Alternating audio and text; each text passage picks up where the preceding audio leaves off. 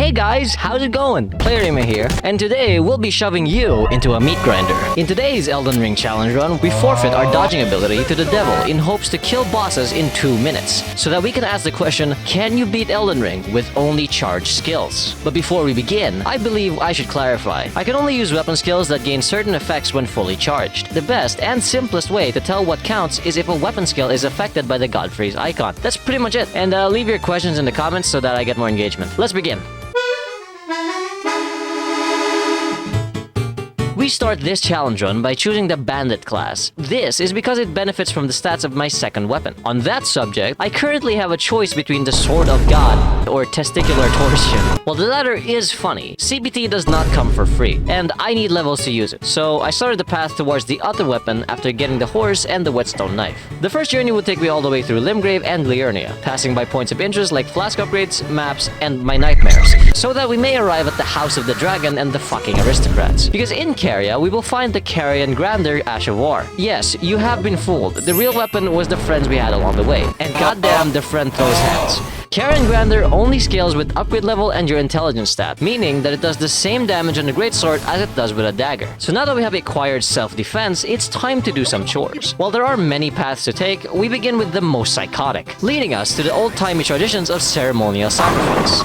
I can already hear the people unsubscribing. My next move takes me to the Death-Touched Catacombs, only to get the Uchigatana, which will be a surprise tool that will help us later. Then I pursued all the flask upgrades available because I will need it. So I took these paths through Limgrave, Weeping Peninsula, Liurnia, and Caelid. Other important bits include the Intelligence Knot tier, weapon upgrades, and doing the Riot Quest for easy access to the Volcano Manor and to unlock the Boiled Prawn for Boggart. With the low grounds finished, I moved up to the Altos Plateau to finish up my flask endeavors. I also entered the Sealed Tunnel to get the second Smithing Stone Bell, and after all the preparation, I upgraded my Great Knife, and now I do this much damage. The last requirement is the capability to withstand a beating, like me when I was age 5. That requires that I beat someone else to project my mental issues. So I headed to the Volcano Manor to take the first hit quest against the old knight Isban. He'll drop the scaled armor, which can almost numb the pain of my father's belt. Then I went to this part of the Altus Plateau to buy boiled crabs from Boggart. This will give me an extra 20 defense when consumed. Lastly, I went under the Bestial Sanctum to get the Dragon Crest Talisman for another 10 defense. So I went to Dragon Barrow to attempt Grail. I didn't have enough FP for her, but I learned something valuable. Without the FP, the skill will still perform the action and will still charge, meaning that it does count as a valid attack. A plan was brewing, but for that I needed to fight Margit. And this fight is a joke, and I'd like to remind everyone that I'm at level 5 by the way. From Margit, I leveled my dexterity to 15 and proceeded to Stormveil. There, I progressed until I got to this guy who sells me the Carrion Greatsword skill. Let me explain. The Carrion Greatsword does more damage on the second charge and is also faster than the Carrion Grander. It's a general downgrade, but it has a very specific use. Faster attack speed means faster bleed buildup. So I put the Carrion Greatsword on the Uchigatana, which has more bleed buildup. Then I went to Fort Height to farm for blood roses and get the cookbook for blood grease and rope blood crease. I farmed resin in Stormhill and got some string in Weeping Peninsula. With all of that preparation done, I got to work on Dragon Mommy. I started by draining all of my flasks of damage with the Grander on the dagger. With this, I got a good third of her health, after which I pulled out the bigger beating stick and went to town. In hindsight, this was pretty funny. I just can't help but find some way to kill Grail in every challenge run. Eventually, we find that it can be done. I put my points into a specific requirement and distributed the rest. The final part of this build comes with killing this Erdtree avatar who drops the magic Shroud and Crack tier. All this preparation is in order for the next kind of important boss in the list. Found in the cave that literally no one goes to, the Frenzied Duelist is unlocked by 10 minutes of running around to find this lever, then running back to the entrance of the boss fight. All of this preparation for 3 shots. With that, I have now unlocked the ability to scale the hill. Thanks, FromSoft. This is the Regalia of Eocade, or as I'd rather call it, Darth Vader GIF. I actually really like this new CBT update, as opposed to just playing Elden Ring. Eocade's Dancing Blade is a skill that is simultaneously capable of trimming nails and making a fucking lasagna out of your local demigod, and it all depends on the weapon that it's on. For now, we have the weaker version, but we can still build that to be kind of decent. For this, I headed to the Stillwater Cave so I could fight the Cleanrot Knight for the Winged Sword insignia. So after a little grinding, I decided it was time to fight Godric. And this fight was kinda...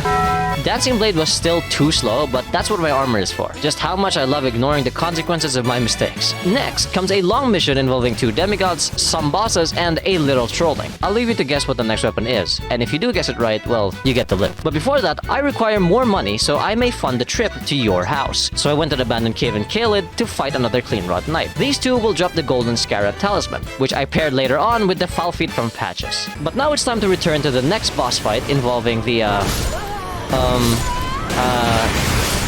my ankles, pulverize the dust. Red Wolf of Radagon is best known for punishing people who go too fast or too slow. So if I tell you that my attacks primarily consist of standing still for 15 minutes, then you kind of get the gist of why this is a problem. I actually had more attempts fighting this dog than fucking God itself. And most of those attempts I spent figuring out which frame won't kill me. This fight was agonizing. And after the endless struggle of the Philippine slums, we finally earned the right to fight Renala for 1 minute. Because the real boss fight was the fucking dog. Defeating Renala gives us a talisman slot, and a step closer to the next weapon. But next, I needed Godfrey's icon. I switched to the Carrion Greatsword for this fight because the windup is slower and all the damage comes from one hit, which just about fits the attack windows of Godefroy. Radon came next.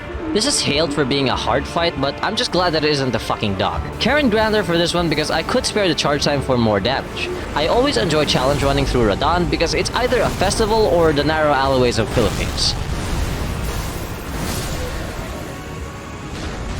With the path carved out, it's time to pursue our first major weapon. This is comfortably seated at the end of the very long questline involving walking, and walking. It starts with defeating the Pumpkinhead in the Waypoint Ruins, and then talking to Selen, then going up to Mount Gelmir to get Comet Azure, then talking to Selen, getting another spell, then talk to Selen, do half of the Rani quest, fist Selen, then talk to Jaren, then finally you go to the Carrion Library and assist Selen in fighting against Jaren. Regret your life decisions, and then claim your weapon from Selen. The Glintstone Chris holds a version of the Glintstone Pebble skill that can be charged for more damage. This is significantly better than the Carrion Grander because of how fast this skill comes out. It can also be chained into a thrusting attack after you fire the pebble. While this attack does not count for the challenge, it's still completely viable to use as a spacing tool as long as I don't hit an enemy. So I upgraded it and decided to try it on a boss. And fuck.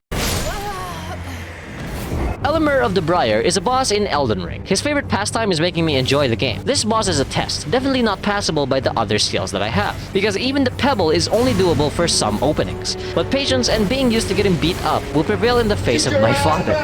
Oh, and by the way, this guy drops the most powerful weapon in the game. But let's talk about that later. Next, we need to do a little bit of grinding. Because now that we have a skill that permits life preservation, I did these bosses, which are quite easy but give me a high amount of runes. I distributed these between Vigor, Mind, and Endurance. And after that, I went on a long journey to get 3 sets of full Somber upgrades, since my future roster will be made up of 3 main weapons. This would lead me into Lilindel Sewers, Nocron, fucking Metro Manila, then Liurnia for Natana's quest, and then Vari's quest into Mohgwyn Palace. After that, I managed to get a plus 10 Glintstone Chris, which deals this much damage. Now it was time to get the next weapon. Started by first defeating Godfrey's Shade. This fight was funny because all I had to do was walk away before firing.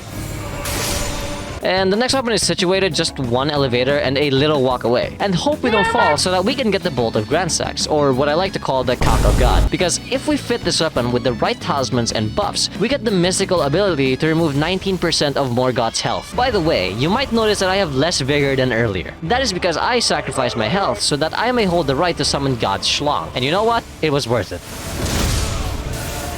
With Morgoth down, I gain access to the snow area, where I can easily kill 3 more bosses for runes and upgrade my flask to Massimo. Not much activity up here except for the other guy with a lightning cock. Commander Nayal is a fucking guy. His hobbies include spawning bullshit and making me walk 10 miles just to get to the boss room. Actually, I don't blame the fight for being hard. I was the one that sacrificed my vigor. Now we have the Consecrated Snowfield unlocked, and it's here that I can make the final build. Starting with the Thorny Crack tier from this putrid avatar. I love this fight because these dodges make me look like a fucking bot. This fight was over in 2 minutes, and now we have half of the Mariah's damage. At this point, the sword is already usable, but like me, that damage just is not good enough. So we return to Caelid to initiate Millicent's quest, spanning fetch quest after fetch quest that drags me around the entire game until we reach the Halleck Tree. Here we flex on Loretta and get the Dragon Crest Great Shield Talisman. This completes my tanking abilities with around 60 defense. And as for Melania, I ain't doing that shit. I'll just go fight this Rotworm. Yeah, I don't like that boss fight either. But after a bunch of lightning rods, it worked out alright. Next, I get summoned for the average family issue, usually solved by jumping off a cliff. Twice. From this, I can get the Rotten Wing Sword insignia, and now I can finally introduce the Mariah's Executioner Sword. This is practically just an upgrade to the Regalia of Eocade, except I drugged it up with consecutive hit bonuses, which is where this clip comes from. But before we head to that clip, I did some final preparations to cap off my build. I did Patch's Volcano Manor questline so that I can get the Bull Goat's armor set. I'll be slowly switching out my armor pieces with this as I get more equip mode. Then I beat the Fire Giant for a final 200,000 runes. I've probably shown this around 6 times now, and that's because this clip is psychotic. I didn't even even know it was possible to kill Mohg this fast without the 15 million buffs that people use to one-shot bosses. This is the work of 3 talismans and 1 crystal here. I didn't even win this attempt because I accidentally clicked light attack and I had to reset. But even in the subsequent runs, it still amazes me how unhinged this is. I didn't know that today's Elden Ring challenge run is to fucking lose. Then I thought it was finally time to end the suffering and head off to Farum Azula. Here I ran straight to the Godskin duo. This fight highlights just how important it is to stack defense for this challenge. I do a lot of damage, but I still have to sit still and take a lot of hits. And here we see how many hits I take that I just don't care about. 90% of this fight was spent not caring, and it was fucking amazing. Malekith is a different problem. A very big one at that. I tried fighting him with the Dancing Blade, but dogs do not like CBT. I only had 1 safe opening in the first phase, and that could sometimes lead to walking around for 10 minutes. The Bolt of Grand Sax, however, had a different approach and made the first phase doable, but the second phase was still too funny. This fight needed my full focus, a clenched ass, and a surprise tool, because 1 frame too late is all he needs to beat this challenge run back to the drawing board.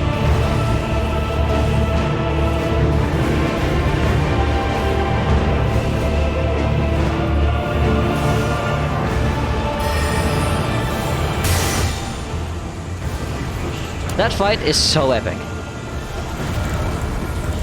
Godfrey was a really fun fight. Keep in mind that this guy's signature attack is shaking the floor, which when you have a move that suspends you in the air, it becomes more of a suggestion rather than an attack. Just beware of when he throws hands. And also look at this cool final hit I did. Radagon was a fight that, above all, required patience and quick thinking. As someone who's memorized which attack patterns do which, I had an advantage in knowing which attacks I'm allowed to punish. I do end up losing 10 flasks to this fight because I'm a little goofy. Though this wouldn't really be an issue for the Elden Beast fight, and I'll just let it speak for itself.